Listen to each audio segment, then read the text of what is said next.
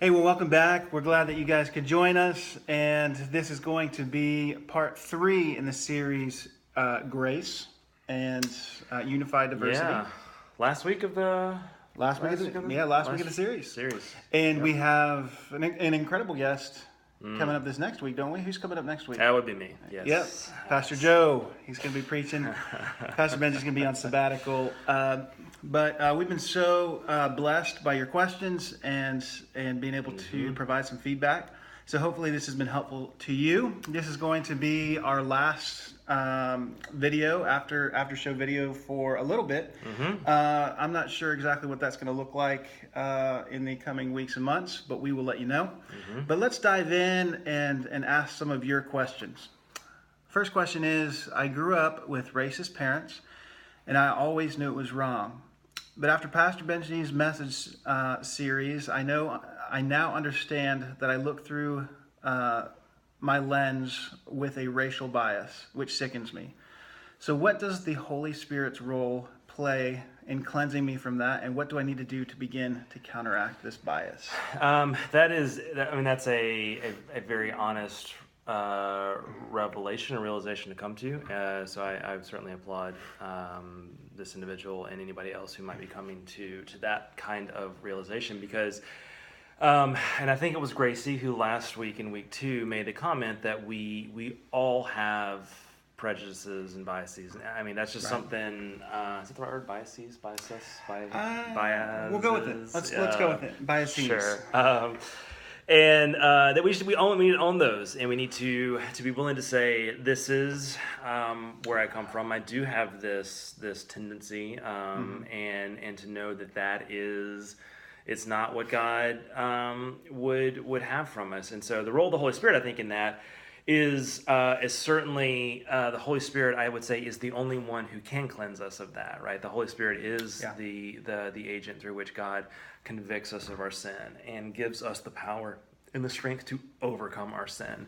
That is the role of the Holy Spirit. And so I think to pray that there would be an indwelling and a fullness of the Holy Spirit in our hearts that helps us to move beyond certain things. What I think you can do on a practical and personal level as well, though, is just to know when it is that you are seeing through that clouded lens. Like if all of a sudden you think something and you think, oh my gosh, what I shouldn't. That's a racist thought. That's a prejudiced thought.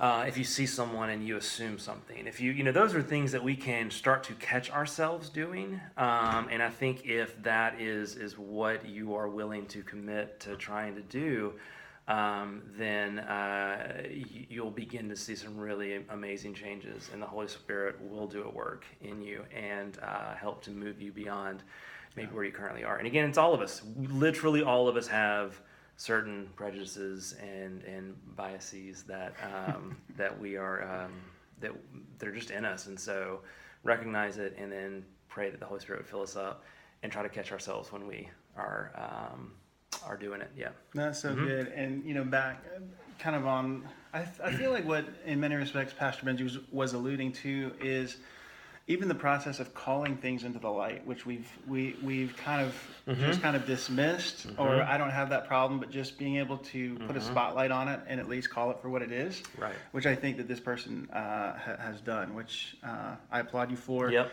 And you're on the right track. Absolutely. So let's jump into number 2. I didn't get baptized yesterday because I have a Catholic background. I understand the importance of a public profession of faith, but I feel like getting baptized again will minimize my baptism that I had as an infant. My parents might be upset at me. So should I get baptized again? That you're not the first person that I've heard struggle with that, and I will say I think that is an incredibly difficult situation, an incredibly difficult place to be in. There is, we need to honor and respect our parents, absolutely, and we need to take that into consideration with some of the decisions that we make. What I would encourage you just to pray through and think through. Anyone who was baptized as an infant who has not been baptized as a believer, whether that's an adult believer or a child, but someone past the age of accountability, right? To use sort of a biblical or theological phrase.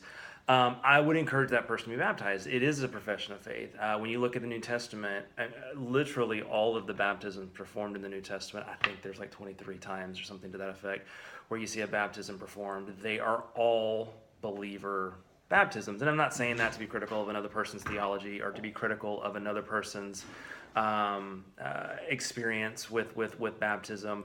I'm just saying that I think scripturally speaking, that is the thing that we see practiced in the New Testament. So would I encourage you to be baptized? I would. I guess to start with, if you have already talked to your parents about this and they are angry, again, keep praying for God to soften their heart, and ultimately, in the day, I think you have to make a decision for yourself in that, if that's something you want to continue to hold off on or to jump into. But if you haven't even had the conversation with your parents, I would say have a conversation and just try to explain to them, like, hey, Mom, I thank you for what you did for me as a child growing up and the role that played.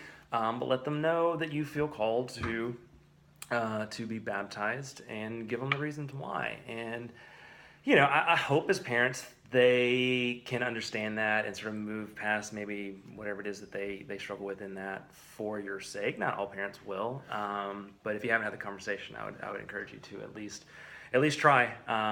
Because baptism yesterday was great. We had over 114, I think, people movement wide baptized. God, that's good.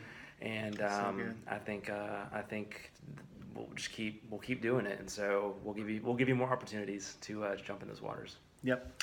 So that was really good. Biases. Yes. That's what I'm going to come away with. But do you want to give us kind of a setup for what's going to be coming? Yeah, I wasn't expecting that. Yeah, I think that's great. So this week coming up, we'll be celebrating Memorial Day. I'll be preaching a sort of a standalone message to kind of set us up for the summer. And then the following Sunday, we're going to jump into a summer series called Check-In, like you check in on Facebook, right? There you go. And we are going to be playing a pretty amazing game that we have been working on as a staff. Awesome. That we're going to be playing sort of church-wide across the movement. You have a chance to win some cool prizes as well as to impact some missions organizations that I think it would be cool for us to be able to impact. So that game, I'll give you more details this weekend. So come this weekend about what the game looks like. And then the series is going to be, I'm excited about even more so than the game, because the series is going to be an opportunity for us to take a look and check in with our life status and sort of figure out, are there some things that maybe God's calling us to course correct, some areas where maybe we've gotten off the path a little bit, to be intentional about doing a little reflecting on where it is that maybe we stand and figure out what is it that God's calling us to as individuals and as a church next. So I think it's going to be really good and looking forward to it. Yep. Well, it's going to be exciting. I'm getting pumped even just listening to that. And so even though Pastor Benji's not going to be here, this is not a time for you to check out. This is time for you to check in. I see what you did there. Okay, so I didn't please. do that, you did that. Yeah, I know, but I kind of. But lean in this summer. Yep. Just wanted to give you guys a note. This actually is going to be the last week of our sermon curriculum. And you're going to be finding out a little bit more about what our encouragement is to you about meeting throughout the summer. Love for you to do that if you want to do that, but understand that some leaders have to take a break. And so, but like I said, you'll be finding out more information. We're so excited that you joined us today, and we will talk to you soon. See ya. Have a good one.